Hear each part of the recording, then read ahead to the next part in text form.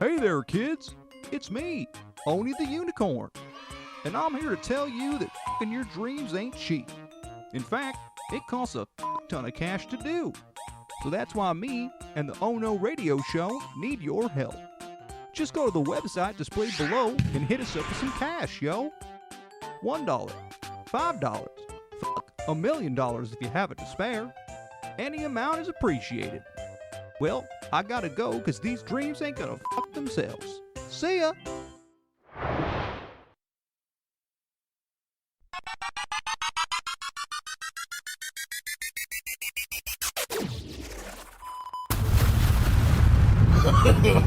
No. No! God, please, no! Oh no. Oh no! Oh no. Oh no! Oh no. Oh hell no. You are listening to the Oh No Radio Show. Eat a bag of dicks. Hey guys, I'm definitely not like dying or anything. Don't worry about it. Don't worry about it. Oh no, baby. Oh no.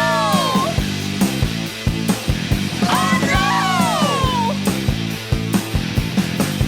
I don't want you anymore. Yes, baby, I told you before. You went away and you said you left me, and now you live in misery. Although you want me to take you back, you said you're sad about this and that. Oh no! Oh, no, baby. Welcome back to another edition of the Oh No Radio Show. Oh, You're God. like half coughing while you're talking. God, I feel like shit, guys. I'm not gonna lie.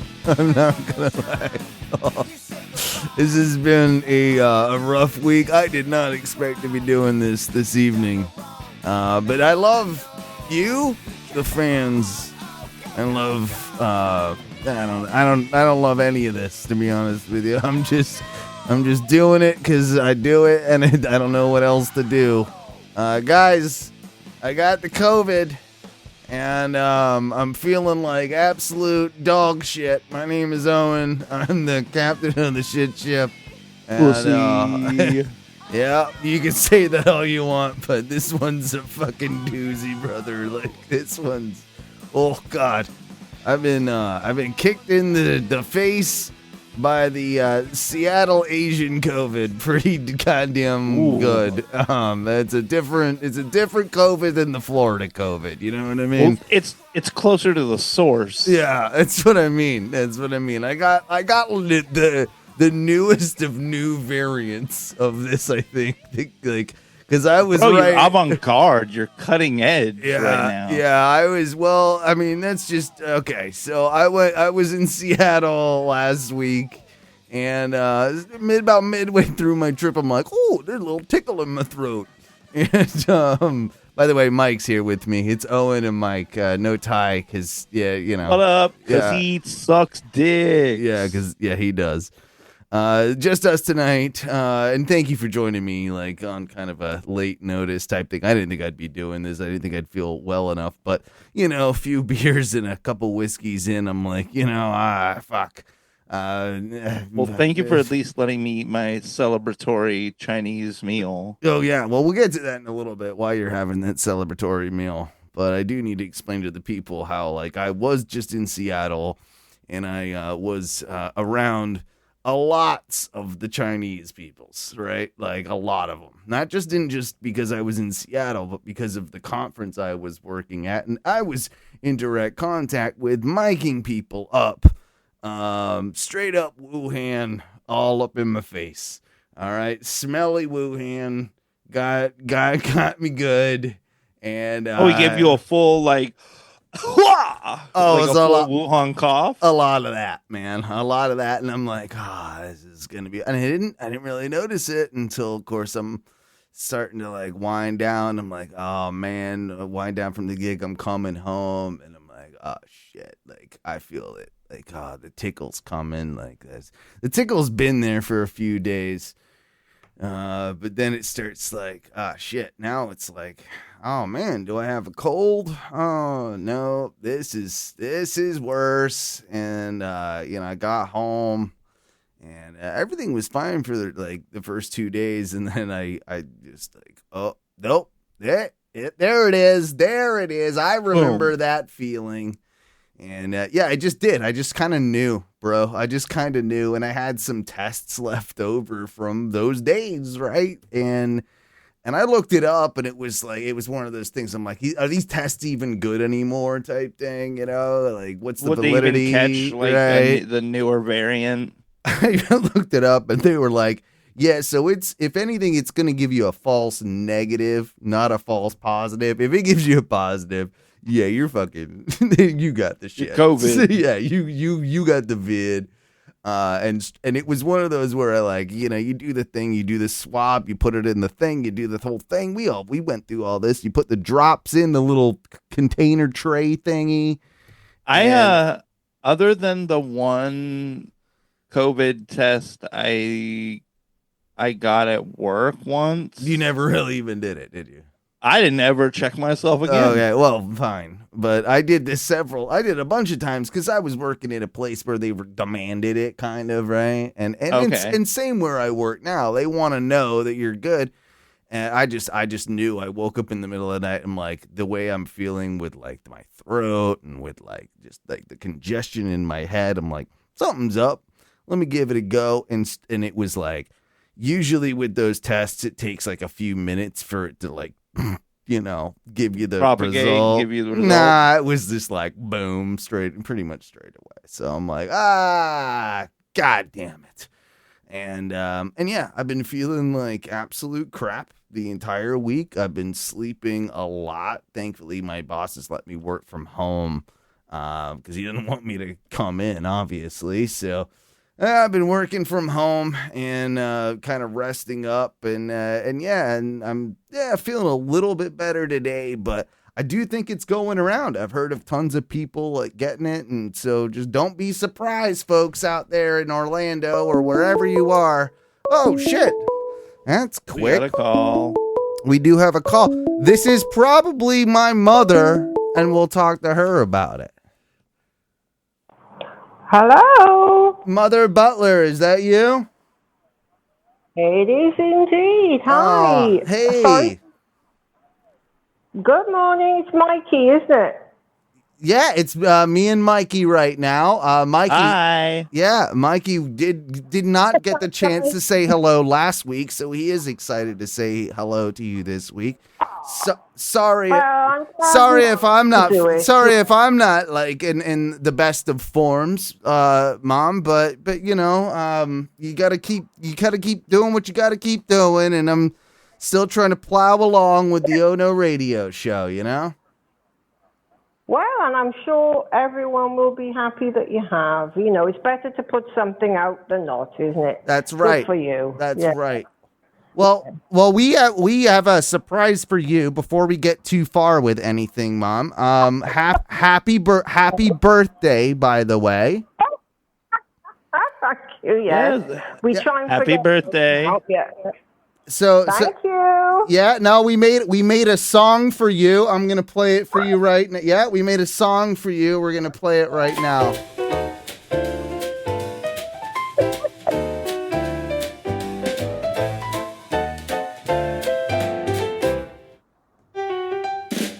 Oh, Marilyn, queen of the Butler's clan, ruling Sunday roast with a gravy pan. Welsh by birth, but in Portugal's son, you're cooking up life and making it fun. Happy birthday, Marilyn, toast in your hand. Master of roasts and the queen of the land. From Cardiff to Lisbon, you're making us grin. Happy birthday, Marilyn. Let the fun begin. She says, Crusoe, I'll sip in her tea, turn sardines to feasts effortlessly. She's got a laugh that can brighten the coast, and her Yorkshire puds deserve a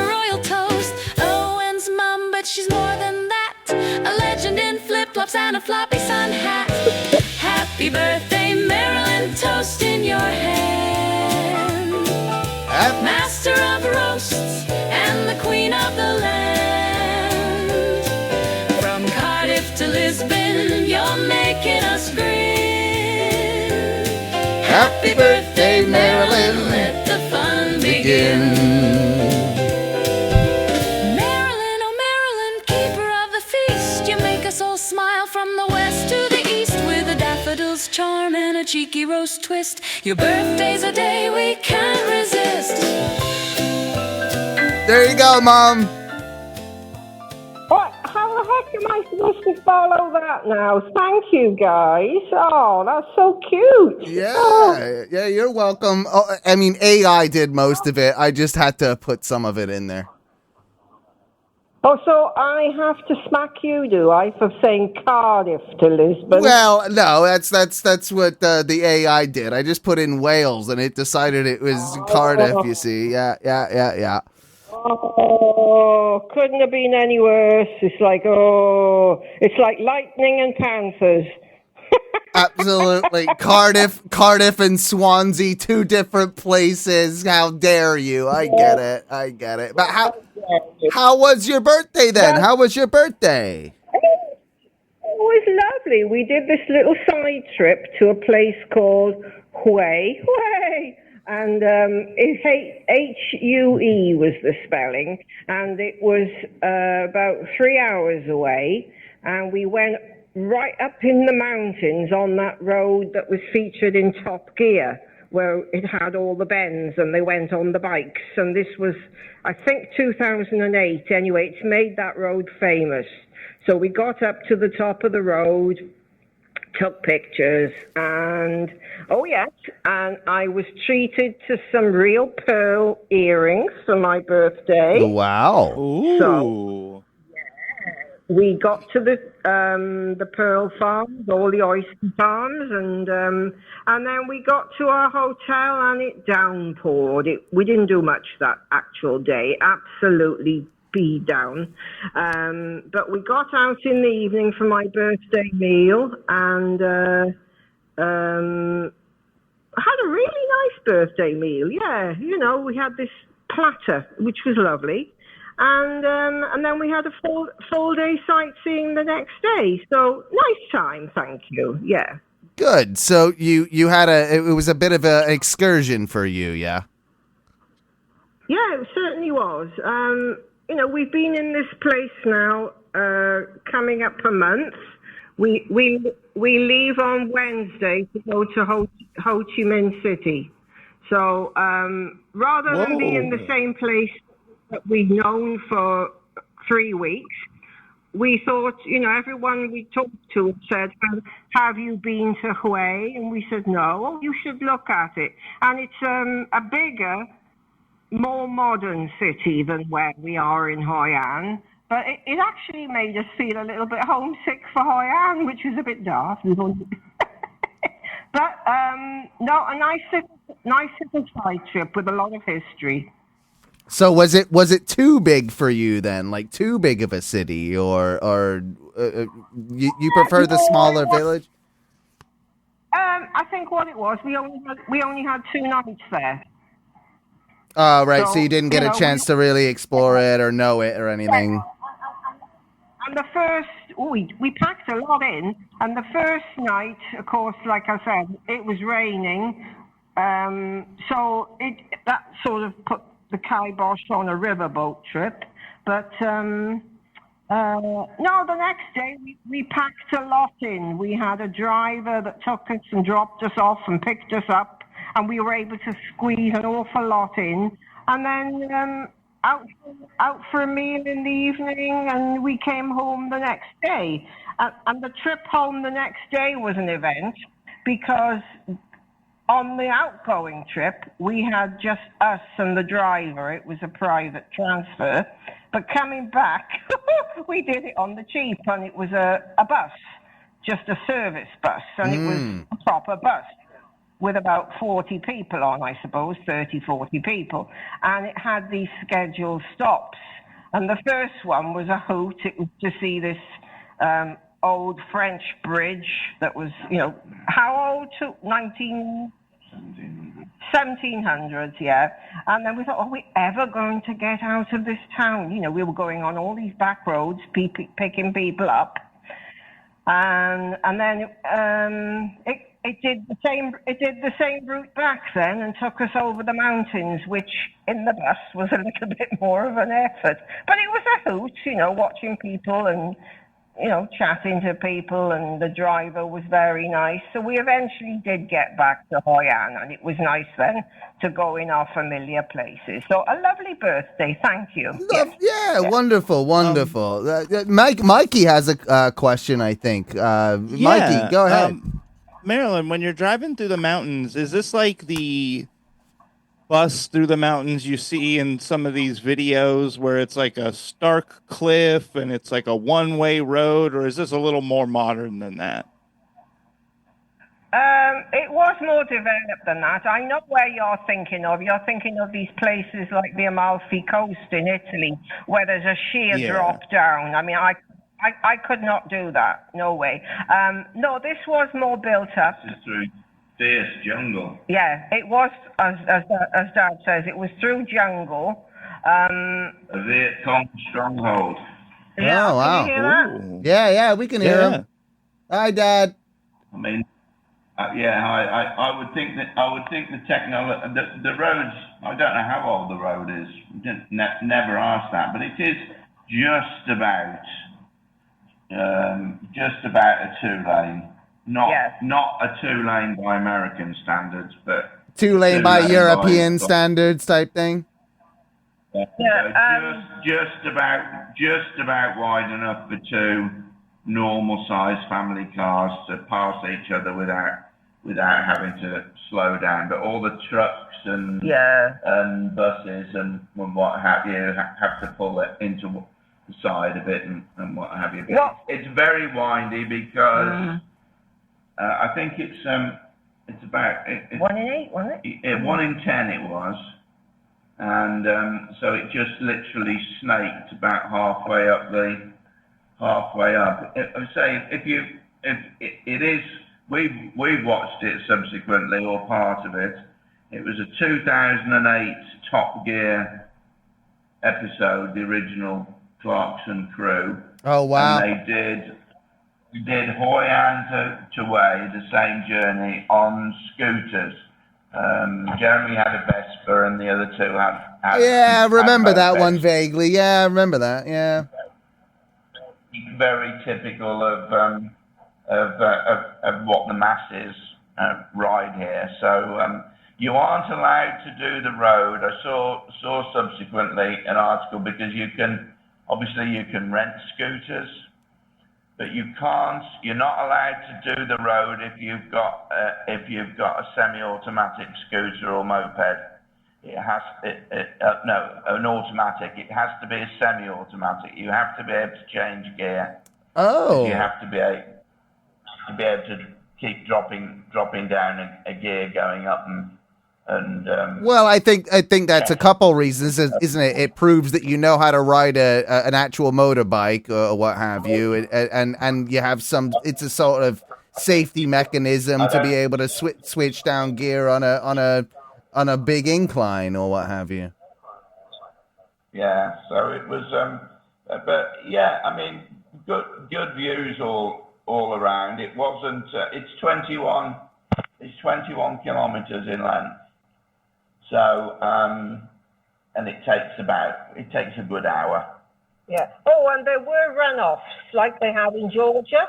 You know, where the trucks have these runoffs if their brakes fail and they shoot up a bank. And they're all on the wrong side. Yeah, they're on the wrong side. Yeah. So if your brakes fail, you have to shoot.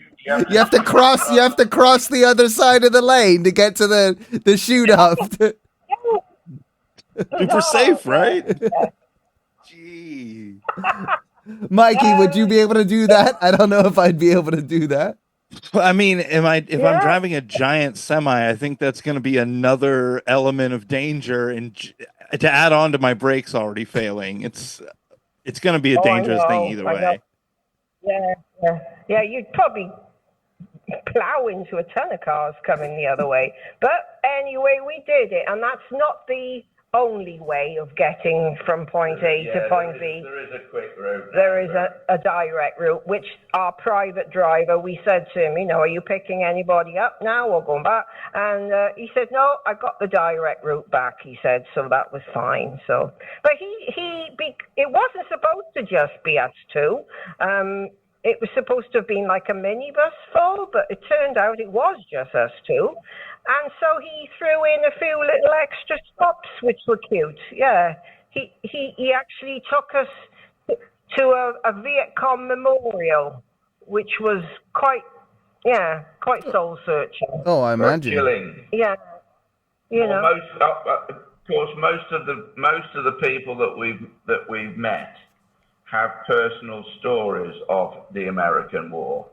That Mikey didn't pick that up the last time, by the way. They don't call it the Vietnam War there. It is the American War there now. American War. And we had the tour guide on the bus who was probably coming back was probably early 20s.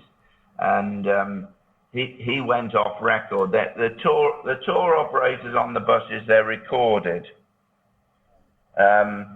So they have to be very careful what they say. Obviously, it is a prison offence if you discredit your government or what have you in any way. So they're careful. Anyway, he turned his mic and obviously the camera off and what have you, and it was nothing. It was quite educational. It was educational more than anything. But he was saying basically his generation could care less, really. Third generation. Third generation is so far away from it all that it doesn't mean quite so much to them. They're more worried currently about China, not so much the Chinese government, the people, but the government, because China is always trying to get its hands on Vietnam. The next generation up, so his parents... I didn't realize China was it was like that in Vietnam. Obviously, we know about Tibet. I didn't really realize it was like that with Vietnam. Vietnam border, so they share a border, so it is an issue, and I think economically it would be more important for China to take Vietnam because it's such a fast-growing economy. But his parents have all been sort of affected and are more bothered by it by previous wars. But his grandparents are old school, and that generation is still very bitter. Yeah. And the one thing that came out of it that you didn't realise, you can imagine that generation being bitter towards Americans that come visit the country and throwing the money around after, virtually everybody we met has got a story of an uncle or a father or a relation that was killed or seriously injured or did something very, very dangerous. But the people in the north and the people in the south do not get on. So if they're in that age group, particularly in that age group, so the people in Hanoi and the people in Ho Chi Minh City do not get on at all. As he said, if ever there was a need for Vietnam to come together and fight another war, which they've never lost. They would all join hands and fight together without a problem. But they resent each other because, of course, it was like American Civil War, North versus South. So. Yeah. But he said you can see why we've never lost wars. We rattled off all these countries. Yeah. We've always won the wars. He said because Vietnam is such a unique country. It has so many jungle areas and so many rivers that unless you've got that local knowledge, it must have been hell for the American troops in that year. I mean, the jungle isn't like going through a forest. You've got to cut a path with a I mean, machete, it's more of a swamp, isn't it? I mean, like you look at all the movies and all the propaganda and all the stuff that we've seen over the years of the movies that have come, right, Mike? Like the movies of Vietnam. I mean, it always looks like it's watery. It is absolute hell. Yeah, water, swamp. And I mean, just to say, like it from what I know and from what I've heard from reading text and just talking to people, it was a terrible war from our side, just trying to fight through that. We were just totally unprepared to be fighting in those kind of conditions. Yeah, it was, and the American ethics were left a lot to be desired. Yeah, exactly. So I think we're going to see more. I mean, we haven't done every bit of war stuff, but there's been everywhere you go, you know, in places that you least expect it. Like in Hanoi, we were in an imperial palace, a real historical site, doing a tour, and within that was a bunker where the Vietnam forces were based, and the American. And so there were American jeeps and a display and whatever. So everywhere you go, you see a little remnant of it. In Ho Chi Minh City is where the actual War Remnants Museum is, which apparently is quite a hard look. But I think we feel we need to do it. We're not going to do the Chi tunnels, because there's no way we can go in. There's no way either of us physically could get into the tunnels and do it. So that seems a bit redundant. But that's all in the Mekong Delta, so which is in the south. So we'll just too hard, like physically on the body, like too many steps and too. In places they're about 30 inches, 36 inches tall. So right. You're not about to crouch that low, and yeah. Getting on and off a tour bus is a challenge. Tonight we're going to where we flew in. We flew into an area called Da Nang, which is very popular with expats from the US, everywhere, isn't it? Yeah. They have this bridge, the Dragon Bridge. And on a Saturday night, it breathes fire. So we're going there tonight, and we're having a little river cruise so that we see the Dragon Bridge on fire from the boat. Rather than so what do they do? Do they just have propane like bursting fire, or what fireworks? What are they doing? Yeah. What is it? Yeah. Anyway, we're doing that tonight, and on your left, as you're coming into the city, you pass where the US had all their aircraft. The B-52s were assembled, right? Hangars. Yeah.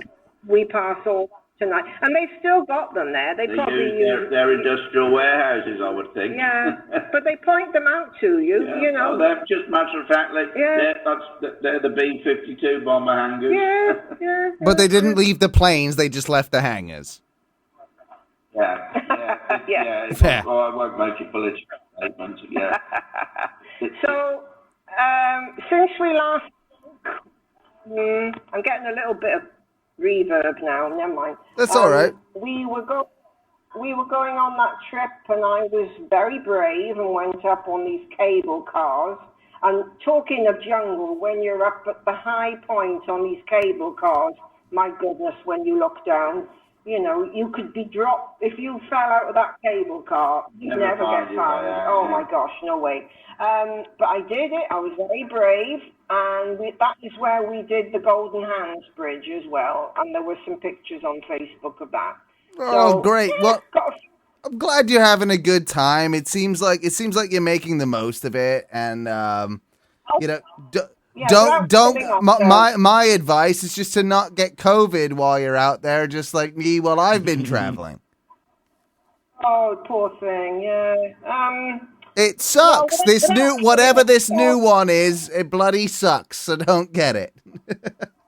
Is it more sinusy? Oh yeah, way worse. Way worse. All right. Yeah, way worse. A lot more achy. A lot. Yeah, it's worse than I think I had it twice during the peak of it all.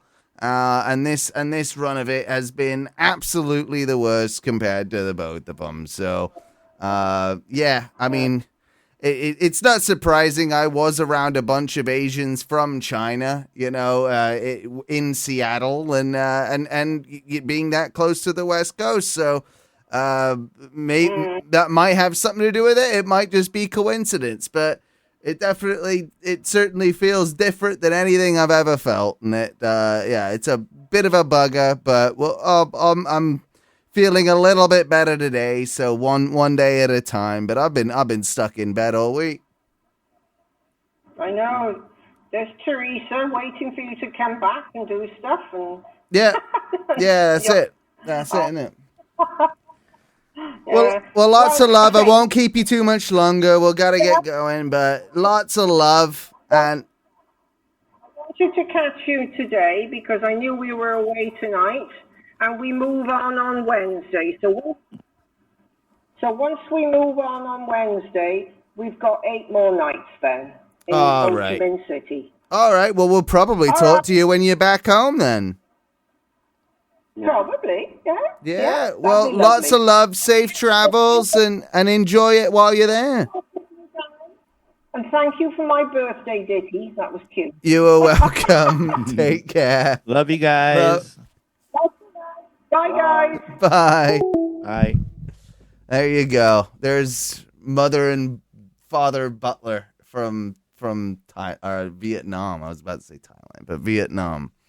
Your English side comes out when you talk to your parents. I know it does. It's not much I can do hilarious. about that. I know it's not much I can do about it. It comes out, and I was sorry about the audio on that, guys. I was trying to catch it because I know the Twitch can't catch it right when I don't hold my headphones up, and that's probably why she was getting some echo and stuff. But hopefully you could hear some of that. I don't know, Mikey. I heard it. You heard it. All right. Well, you probably would, but I don't know. It's the Twitch that might have issues. But yeah.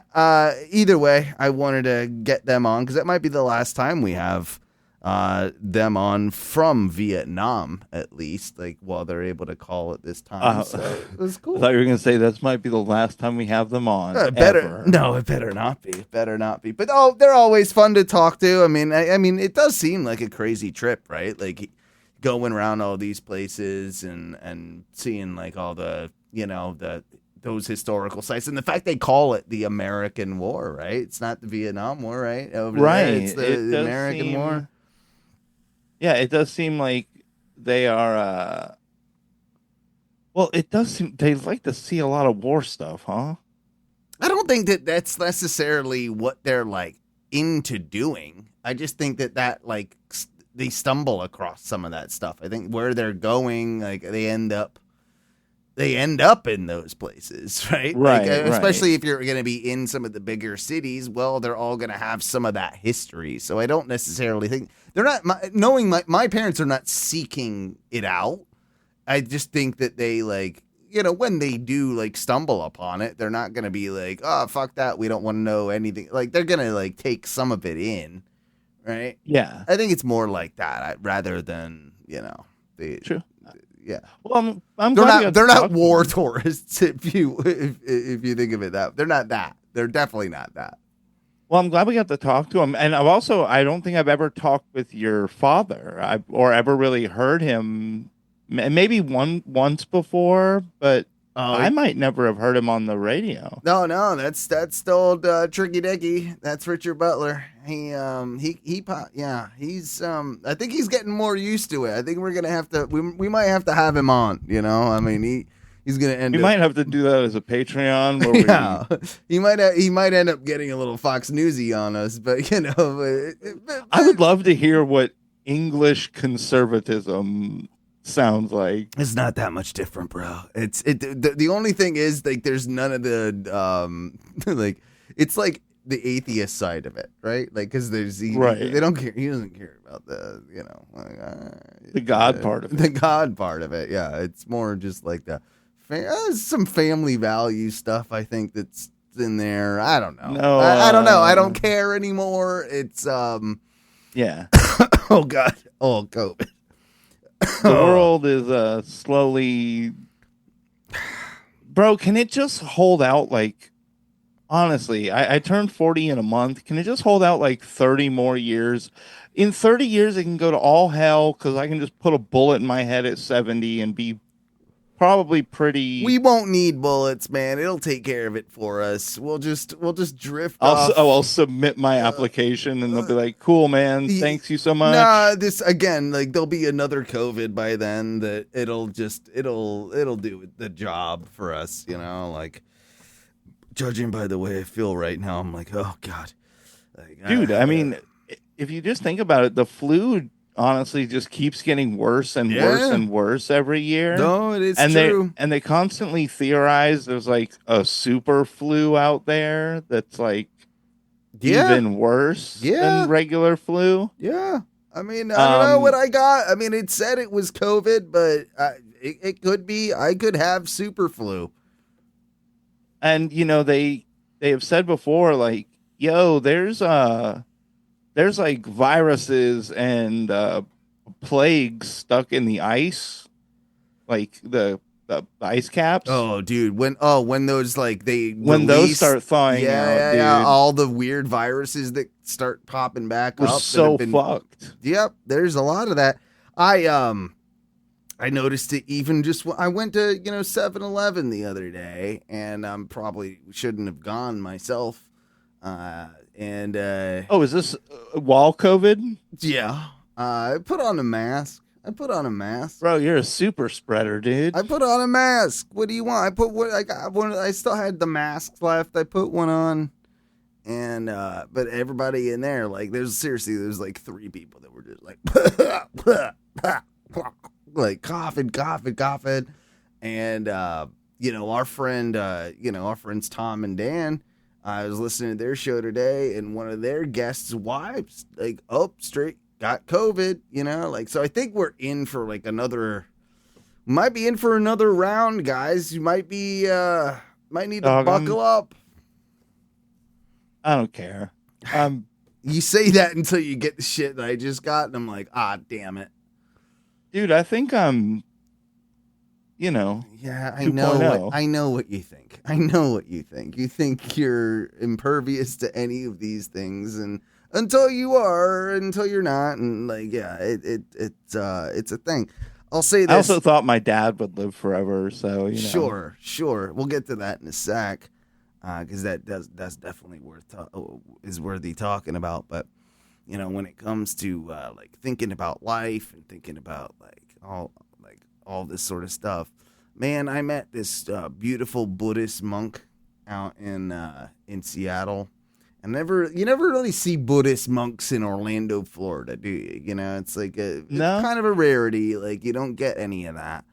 And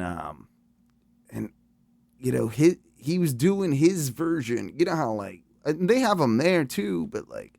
Like street preaching or what have you. And he's just like, can I talk to you? I'm like, yeah, let's talk. Like, and he's like, we talked for like 20, 30 minutes, man. We sat down.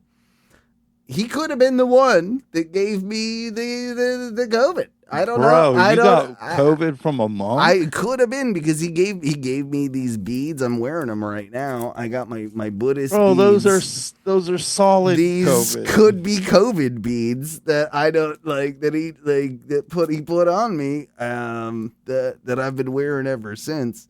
And that is like something I honestly did think about. I'm like, oh man. What if he's a Chinese spy? Could have been. I mean, but he was. Was he Asian? Yeah. Well, he's Buddhist, Asian. Like, it was very Asian. Oh man, you got double agented. But he was very nice, and he just wanted peace and COVID, bro. Peace and COVID. COVID's gonna cure the planet, dude. It's gonna leave it for for my people, That- Owen. That is a thing though. So like yeah, like between people like coughing everywhere that I go in Orlando, and then like Buddhist monks giving COVID beads out, I don't know what to tell you guys. Like we're in it. We're cooked, We're dude. cooked. But you're Dude, not.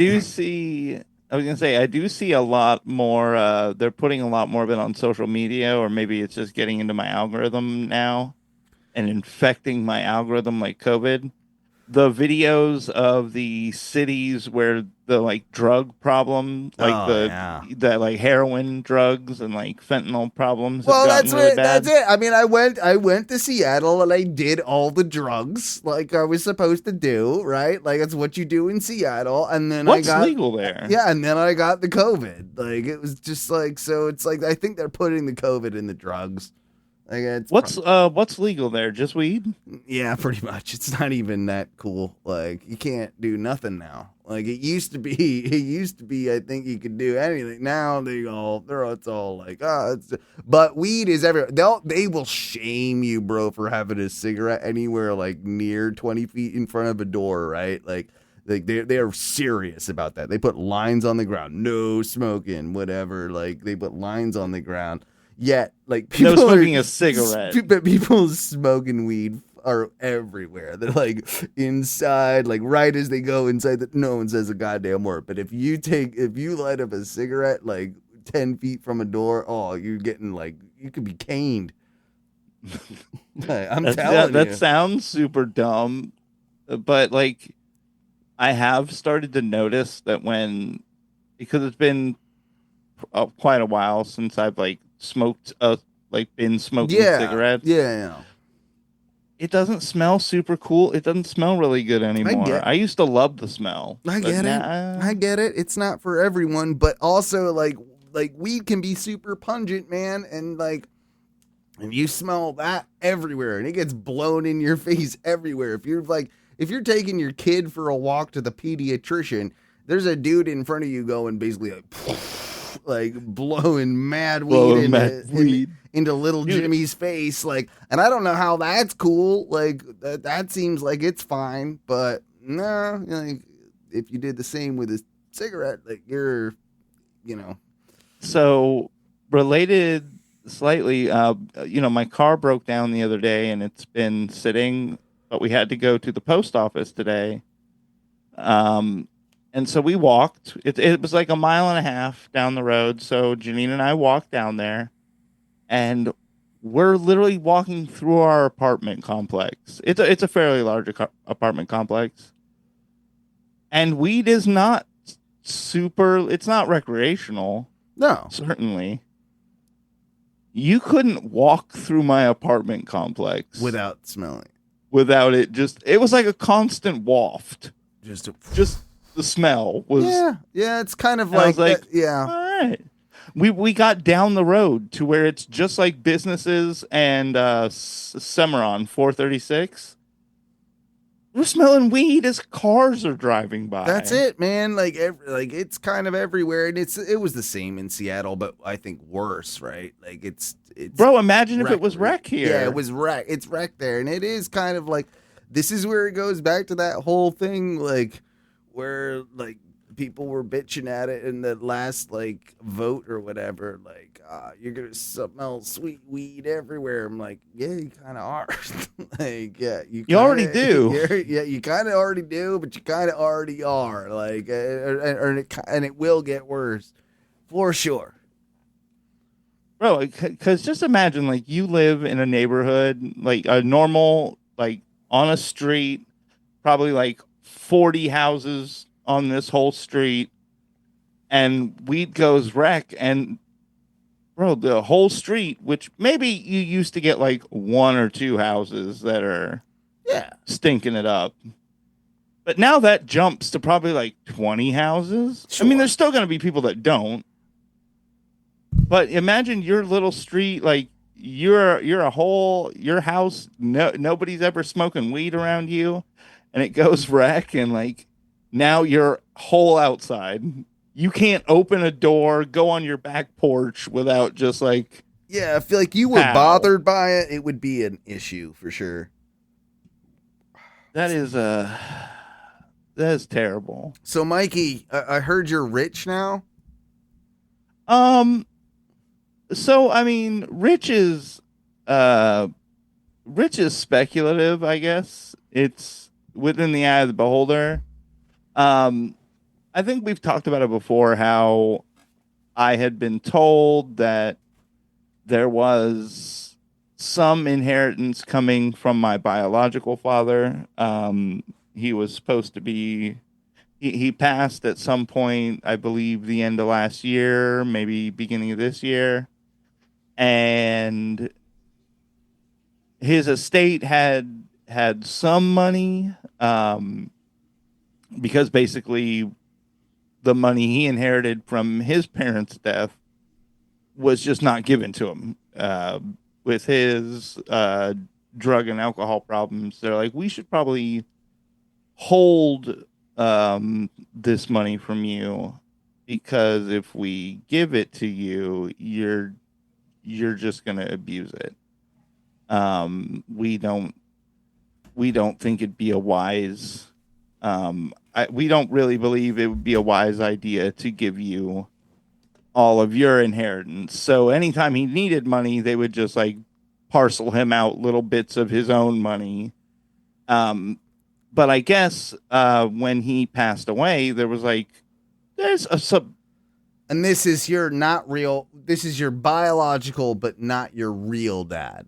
Yeah, my real dad, Tim, was the one who passed away from COVID a couple years ago. This was my biological father, who I had seen once in maybe like 30 years. Right. So yeah, his parents pass. He gets money from that, and it's just not given to him because he would have just blown it on alcohol and been dead a lot sooner. So, you know, we had been told like, hey, you know, so he passed, he's got this money. It's got to be processed through the state of, I think it was Massachusetts at the time. They're going to process it and they'll probably take some money. But then once they give us the money, we're going to split it up between you guys, and that'll be the end of it. Now, when they said, you know, he's still got some money left over, I assumed like, you know, we're talking 10 grand and me and my brother and sister are going to split that. And after everything's all said and done, I would have got like 2 or 3 grand, and I would have been like, okay, that's super. You weren't fine. expecting anything is the point, right? Yeah, I really wasn't expecting much. You know, it was a very like, okay. And, you know, by the way, they had already given us about 2 grand from like, I guess what he directly had in his own personal bank account. Mm-hmm. So I was like, you know, if that's part of it, then definitely we're only getting like 2 to 3 grand out of this, you know, money that's forthcoming. But that was at the beginning of the year. That was like, I had kind of, you know, put it aside, like, whatever. I guess there's money coming. If it comes, it comes. If it doesn't, I'm not banking on it. Yeah. And so, you know, we hit a little spot the other day. My car stopped starting, and I thought it was the starter, and we replaced the starter, and that's not it. So I'm having some car issues right now. That's a bummer. And I was like, and you've just got the one car right now, right? yeah. Yeah. So I was already kind of like, man, this is not a good time to be old Mike B right now. There's some real issues. And if I can't get my car fixed, I have to quit my job at Hollerbox because it cost me $40 one way just to go there the other day. And I can't do that every single day. That's not doable. No. It's you're almost losing. Not that you're losing money, but you're not making enough to make it viable for you to be there. I would assume. I mean, yeah, and not to keep going. Not considering I have the pizzeria, who if I said like, hey, can I just come work for you guys full time? They'd go, yes, we got you. We can make that happen. That's fair. That's fair. So my sister messaged me the other day. It was, Friday. I think it was Friday, and said like, hey, or no, it was Monday. Our aunt messaged her and was like, hey, we need Michael's address so we can mail out these checks. And we're like, oh, snap. Okay, cool. The checks are finally coming. But we had no information on how much it was. So my sister messaged me today and was like, hey, we didn't get your address in time, so I just have your check. So, I'm going to bring that to you tomorrow. And I'm like, okay, that works. Yeah. Seeing that you have them, is it rude of me to ask how much they ended up being right, for? like what's the money? You're thinking maybe a couple grand, something like that, or somewhere between like $2,000 and $3,000. Considering we had already gotten like a small payout earlier in the year, I was like, maybe there's $2,000 or $3,000 here. Again, you weren't counting on it. You weren't expecting much. Right. I was definitely not looking at anything that would, drastically affect what my situation is currently. Sure. And she's like, no, it's not rude at all. She's like, I'm sure you want to know. The number she came back with literally was like whoa. Yeah, I mean, and you told me the amount, and we don't need to say the amount on air. I don't think that's a polite thing to do, but No. it's not like life-changing money to anybody, like really. And it's kind of life-changing money to you in your situation where you've been struggling. Yes. That's I'm trying to put it in the nicest way possible, and I'm sorry, I'm out of fucks to give. I'm not like speaking in the correct ways right now because of like I'm still feeling like shit. But when I heard it, and I was like, whoa, that's actually really great for you because it's enough for you to kind of like turn a corner, if that makes any sense. Like it makes. I know you've been struggling, and you've done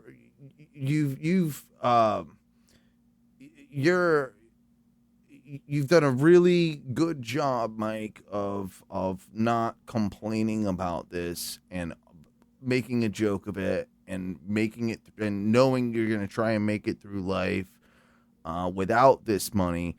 But I know this is something that you like really will give you a big break.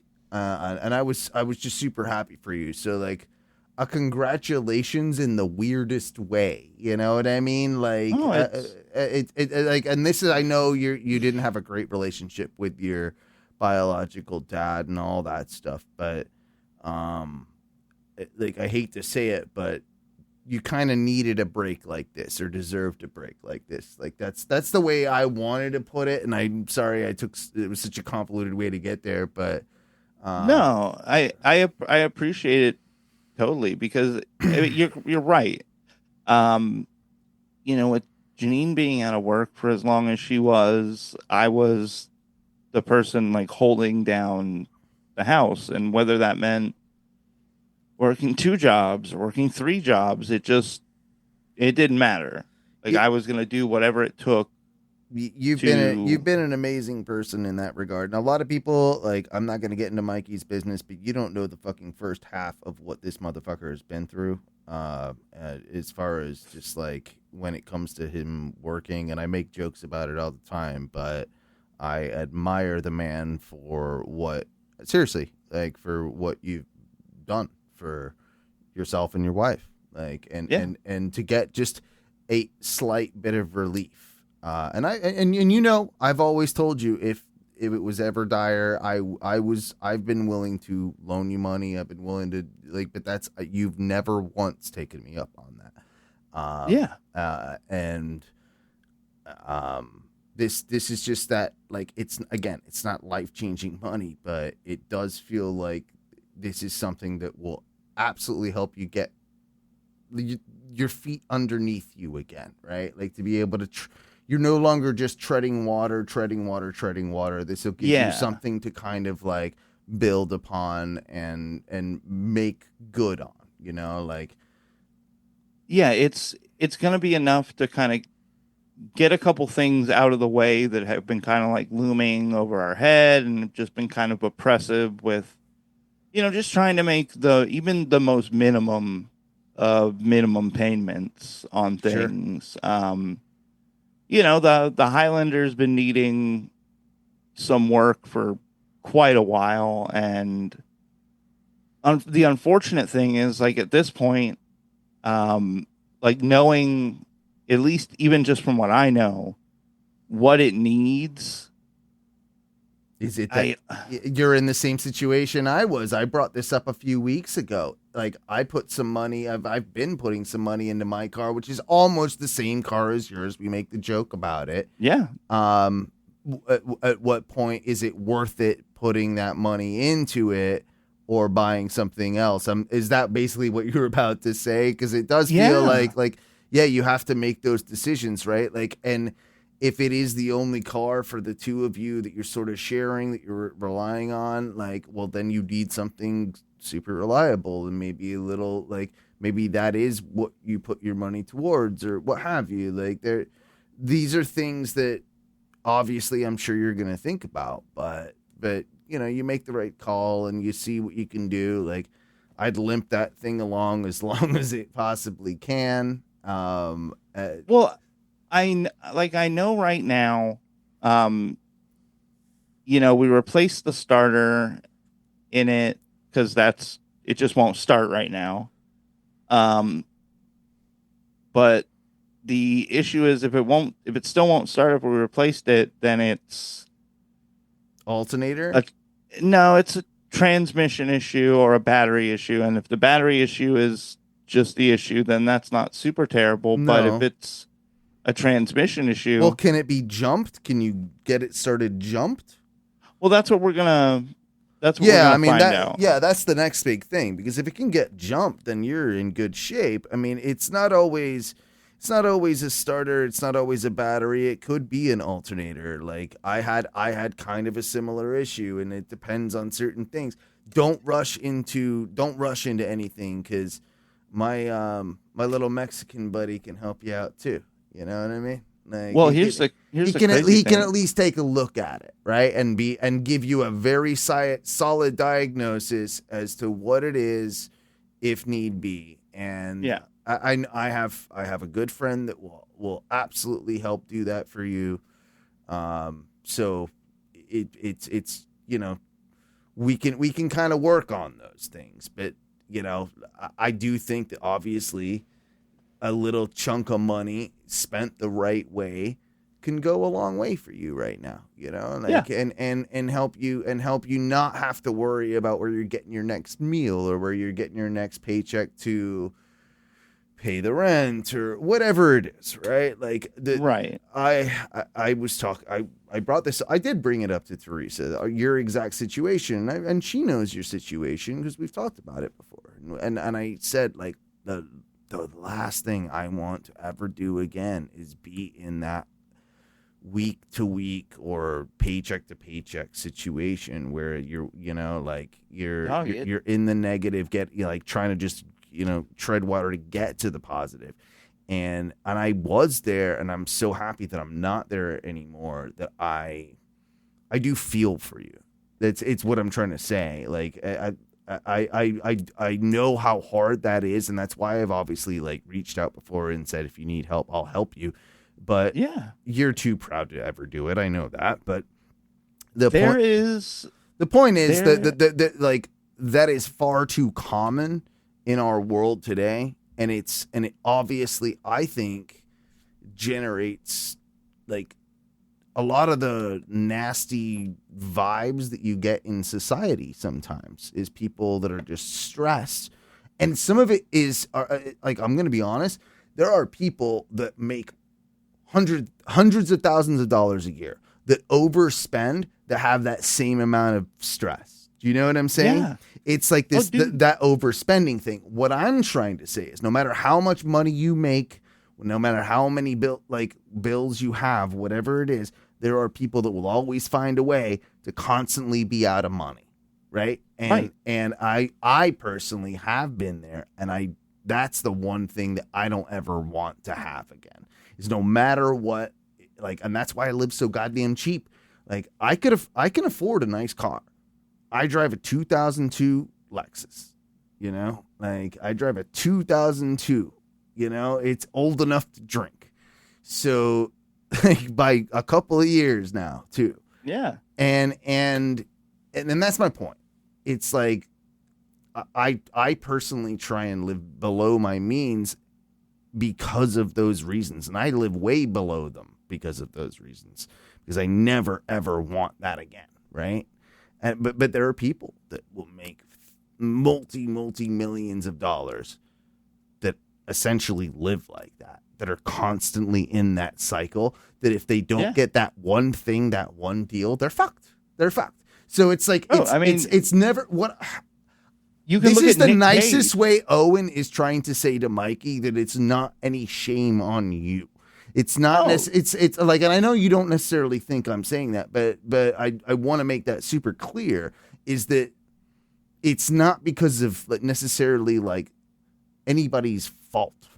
Like, it is a very weird and hard world. Like, I got lucky for sure in certain aspects of my life, but yeah, it's not because of anything I necessarily did right.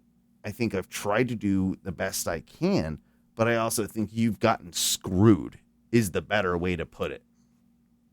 I mean, it definitely didn't help that Dharma closed in the way it did. You did have a few in a row there where it was just this and that and that. Yeah, I mean, I honestly thought I could have done more with Tijuana, but in the moves that got made and in the positions that I ended up holding, it turned into a nightmare where you just couldn't, like I said before, I was 70 hours, just totally unmanageable. Dharma was the same thing. It was either work 70 hours or every job. It seems like you have to kind of do that to make the money in your industry to, get by. And that feels really unfair. And that feels that does feel shitty. And a lot of people don't understand that. It's there's this constant just get another job then. That's not really an answer for everything, guys. People can't do that. Especially if they have kids or what have you, right? There's only so many jobs you can do, number one. And it that feels like just a fool's errand is that's the answer. Pick up more work, do more work. It doesn't find a side gig. Okay, tell me what that is, right?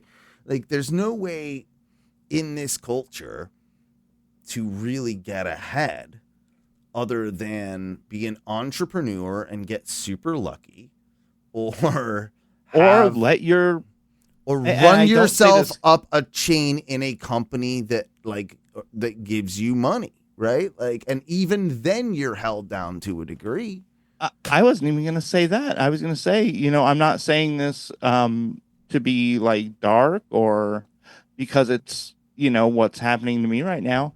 Or you basically have to wait and hope that when your parents pass away, there aren't so many hands in the pot and that the pot is actually worth fucking something. Well, because for so many of us, that's the only time we're ever going to see any sort of large and this isn't even, again, what I'm getting is not a large amount of money. It's only large because I am in the position I am in.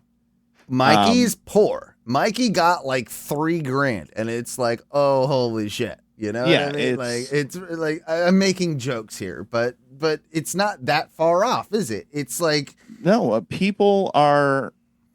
there are people at my level who are working paycheck to paycheck who the only time they're ever going to get any sort of substantial amount of money is when people close to them pass on. Dude, I know a guy who works like, and I this dude's a really good guy. I won't say his name, but I will say he's a few years younger than me. So he's got to be 36, 37, something like that. And he's like, he doesn't have to worry about rent. I think he has to pay towards a very, very cheap mortgage now, but he's basically given a house, right? Yeah. Like he has a house that is his, that's in his name, that he can live in forever in Winter Park, Florida, right? So he doesn't have to make a ton of money. He can just kind of work get $25 an hour. I'm good. You know, like I'll float and like it kind of that though. Right. Cause he doesn't have to pay rent. A lot of the biggest part of someone's expenditures is that. And so he doesn't have to worry about that. So now it's just like, okay, whatever. Dude, I honestly think what a cool way to live though, right? Like if you didn't have to worry about that one big thing that like how if there was no rent, like I could work a regular like 40-hour a week job and just be fine. Yeah. Dude, I was trying to say, I think that a fair chunk of the issues that we face in this country are just because everyone's fucking poor. I mean, it's definitely an issue. It's people are struggling so hard. They're just whacked out. It's like a psychosis from being poor. And I'll get into it even just a little bit because like you don't have health care, right? Like you don't have any health care. You're not paying for that. So I even have, a company and I have a health care plan. Now, I was kind of dumb and I paid for one of the highest level like healthcare plans. Of course, I'm Owen. I'm never going to fucking use it. Like you're not going to go. I'm not going to go. Why am I paying for this? I need the emergency one type thing. I don't even like need that. Right. So, but I pay so much. Like I got done, for instance, like it was a gig where, say I should have got close to paid about $4,000 off this 2 weeks of work. So I got gross that, but when it was all taken away with taxes, when it was taken away with Social Security, when it was taken away with my health care, it was like $3,100, And it's just like, God damn. Like that's a chunk. That is a fucking huge chunk of money that just got shoop. Now I can do things to better prepare myself and probably strip away my health care a little bit. But we have to do that in America to be able to just like that money that like is on the paper of like people's salaries of what they make. It's really not what they make is what I'm trying to say. Like it's a lot lower because then it comes into like, of course, taxes and salaries and like, or benefits. And like, no matter what it is, that benefit is being applied to like what you make. Like, right. Like that's always like included in there. It's like, well, no, not really.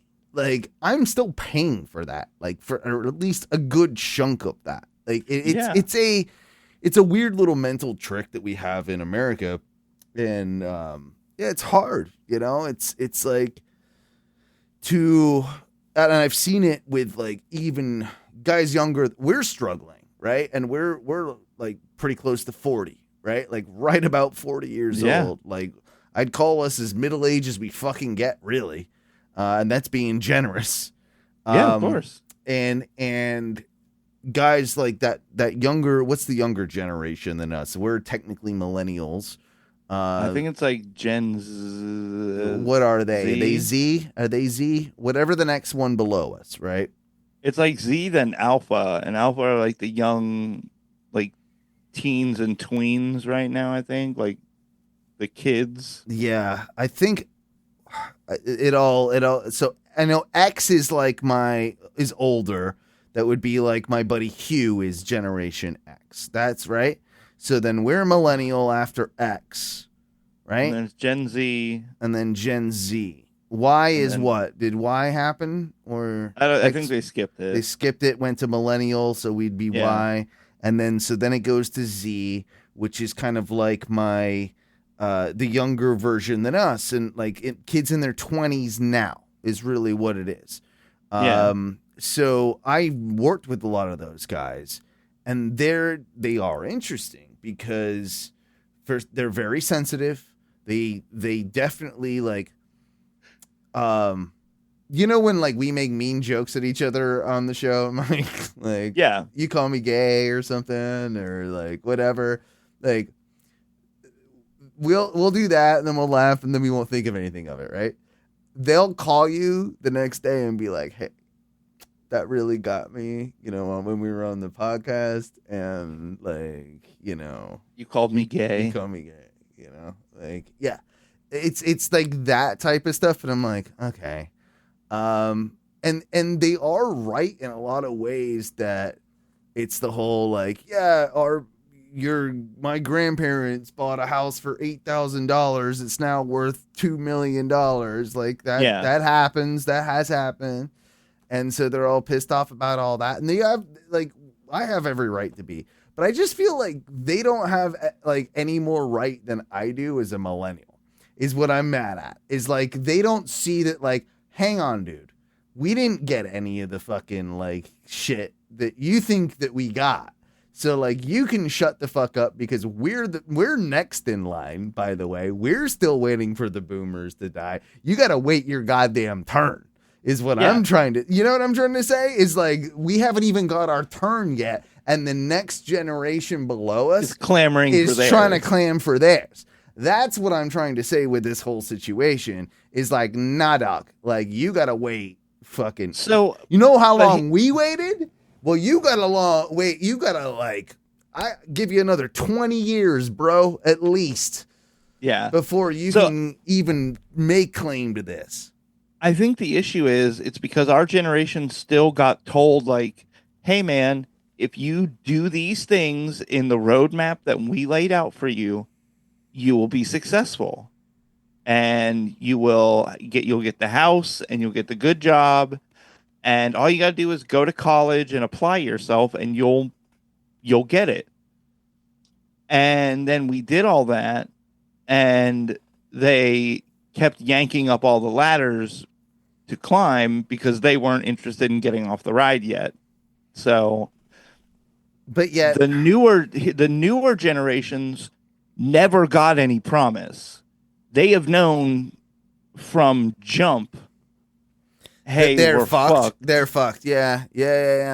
So their attitude, I think, is more like, what's funny? Hey, I've been fucked the whole time. At least you guys got a glimmer of the good time. Which they are kind of right on that. They are kind of right because we did get that like touch of the 90s and some of the late 80s into the early 2000s. We're cool. Like, that was back when things fucking ruled, Mike, and we've agreed with this. We know this. This is when Len Steal Your Sunshine was on the radio, okay? Yeah. This is the better times. This is the Offspring. This is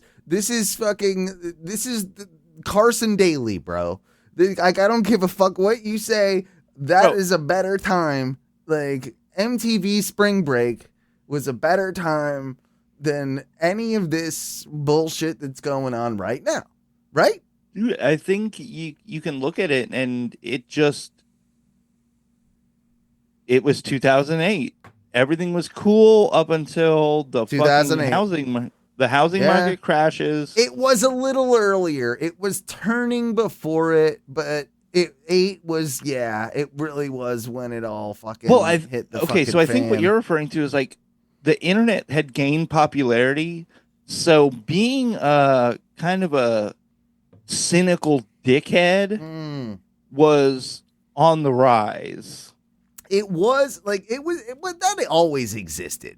Like that. No, but now you were this weirdly overly informed, like hyper educated, cynical. Before, if you knew some stuff, it was okay. But now you had all of the information.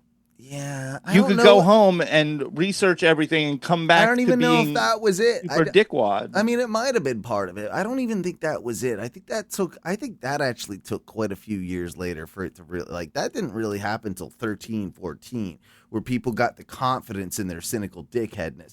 Maybe the cynical dickheadness started in that era, but didn't get its full form and like confidence until later down the road. But it might have started then. I'm not saying it didn't.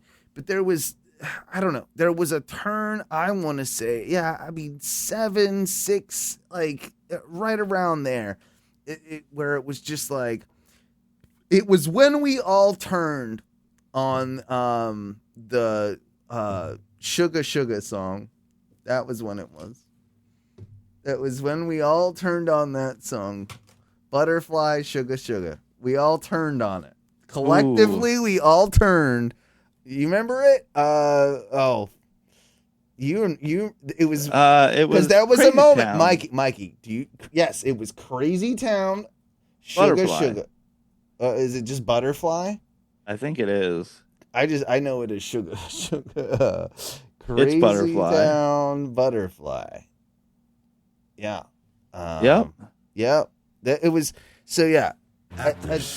We can make you believe we know what we're doing. Oh, don't play the ad. Why do you got to play the ad, bro? You should be logged in. Oh, you logged me out? Cool. Good job, bro. Sweet. Good job. Thanks. Bam, bam, bam. Come, my lady, come, my lady. You're my butterfly, sugar, baby. So there was a minute that this song was cool. A hit. It was it was cool. And we were like, yeah, this is dope. And then there was a moment that it was no longer cool, Mikey. And that that was the moment that the 90s died. Somehow, even though it was way into the 2000s, you know what I mean? It was actually, Owen, Butterfly was released in 1999. Oh, wow. So I think my theory might be right then. Even more right. Yeah, it is ooh. So yeah, right at the turn of the century. Well, and I think what you're saying is, yeah, Butterfly was cool for like probably a couple years. It was okay to Yep. Because you know who liked Butterfly? It was the girls who always were self-described like wild or like they were rock crazy. They chicks. were rock chicks. Rock chicks back in the day. Yeah. And rock chicks and like that. It was like rock chicks were coming up at the same time. Like the scene chicks were coming up. So there was like, rock chicks were gonna fuck you way better than the scene chicks.